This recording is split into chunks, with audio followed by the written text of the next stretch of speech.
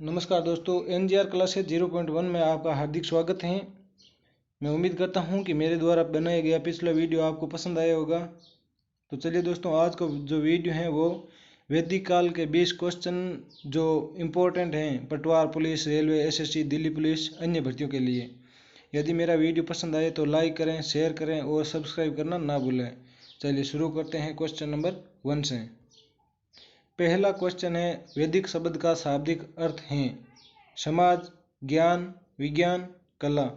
तो वैदिक शब्द का शाब्दिक अर्थ जो है दोस्तों वो है ज्ञान।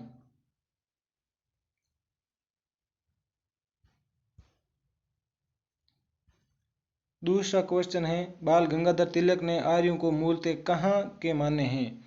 बाल गंगाधर ने आर्यों को उत्तरी ध्रुव से, दक्षिणी ध्रुव से, अफ्रीका से या मध्य एशिया से। तो बाल गंगाधर तिलक ने जो माना है वो आर्यों को उत्तरी ध्रुव से माना है। तो क्वेश्चन नंबर तीसरा, बुगाजकोई अभिलेख से वैदिक सभ्यता के देवताओं की जानकारी प्राप्त होती है। बुगाजकोई अभिलेख जो है वो वैदिक सभ्यता से संबंधित हैं और इनमें किन किन देवताओं की जानकारी प्राप्त होती है। इंद्र, वरुण, मित्र, नासित्य या ये सभी।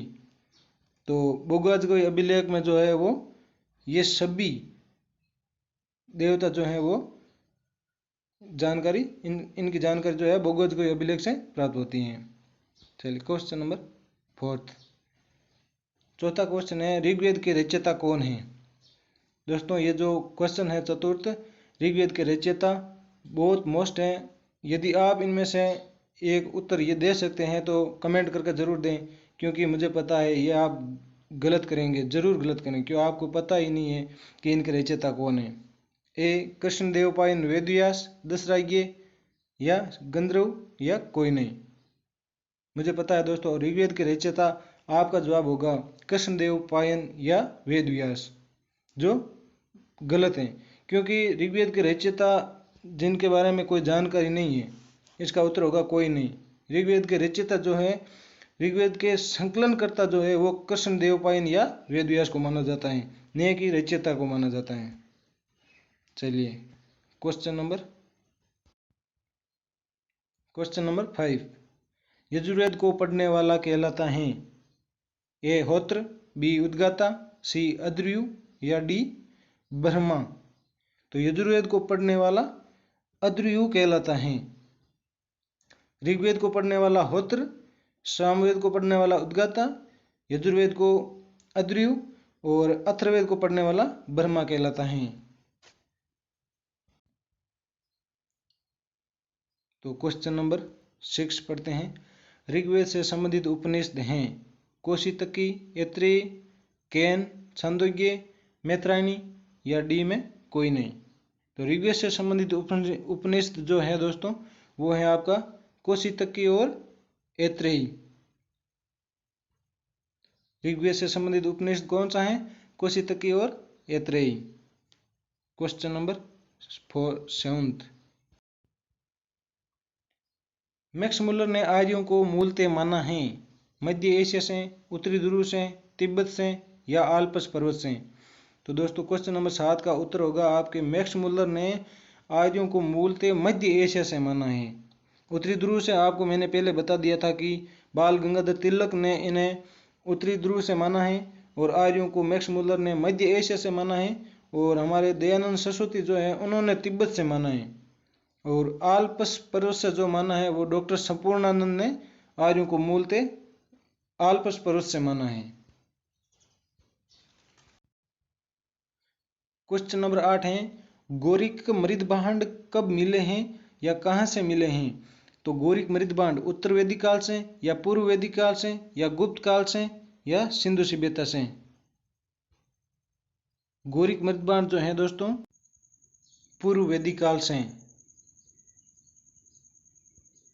गोरिक मृदभांड जो है वो पूर्व वैदिक काल से मिले हैं, और उत्तर वैदिक काल से जो गोरिक मृदभांड जो मिले हैं वो चित्रित धूसर मृदभांड मिले हैं। चित्रित धूसर मृदभांड।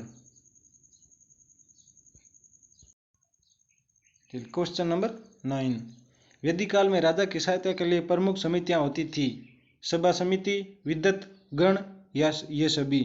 तो वैदिक काल में राजा की सहायता करने के लिए जो प्रमुख समितियां होती थी वो सभा समिति, विद्वत गण ये सभी होती थी।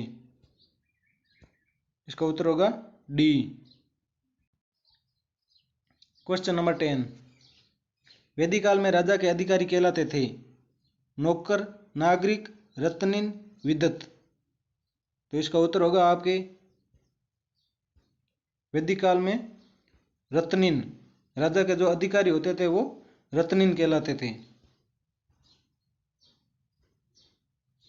क्वेश्चन नंबर 11, वैदिक काल में स्वेच्छा से दिया जाने वाला कर क्या कहलाता था? बलि, अन्न, आभूषण या फल। तो वैदिक काल में जो स्वेच्छा से दिया जाता था वो कर बलि कहलाता था।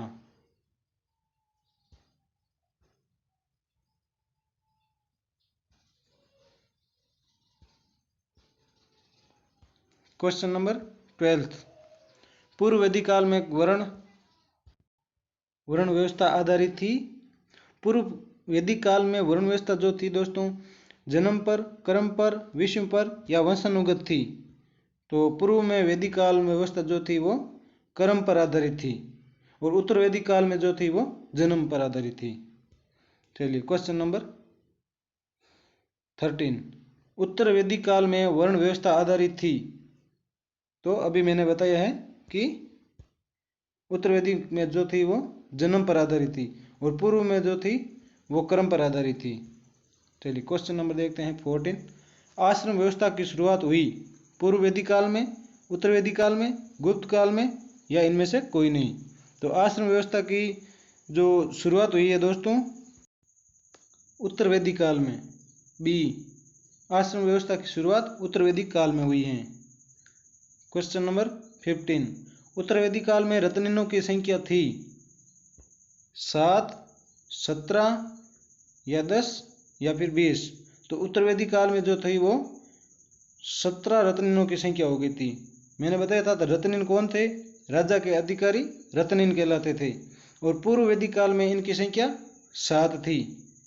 चलिए क्वेश्चन नंबर 16, मैत्री, गार्गी, कात्यायन महिला के नाम मिलते हैं पूर्व वैदिक काल में, उत्तर वैदिक काल में, मौर्य काल में या इनमें से कोई नहीं। तो मैत्री, गार्गी, कात्यायन आदि महिलाओं के नाम उत्तर वैदिक काल में मिलते हैं।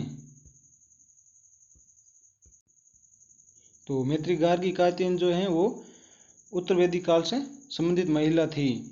क्वेश्चन नंबर 17, झेलम नदी का प्राचीन नाम था सदानीरा, वितस्ता या सरस्वती या इनमें से कोई नहीं। तो झेलम नदी का प्राचीन नाम जो था वो वितस्ता था। सदानीरा के पास गंडक,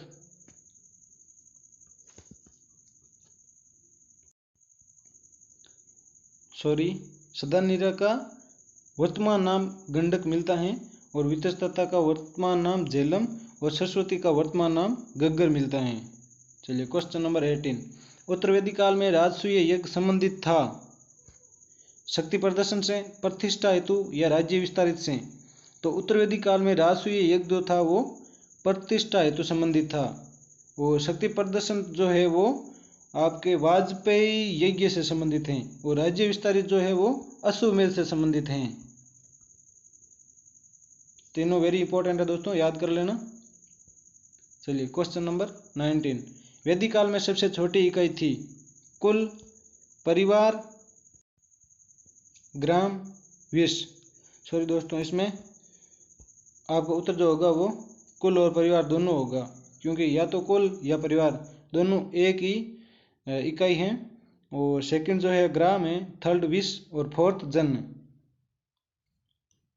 चलिए क्वेश्चन नंबर 20, लास्ट क्वेश्चन, आर्य शब्द का अर्थ है श्रेष्ठ, कुल, विश्व या कोई नहीं। तो आर्य शब्द का अर्थ जो है दोस्तों वो है श्रेष्ठ।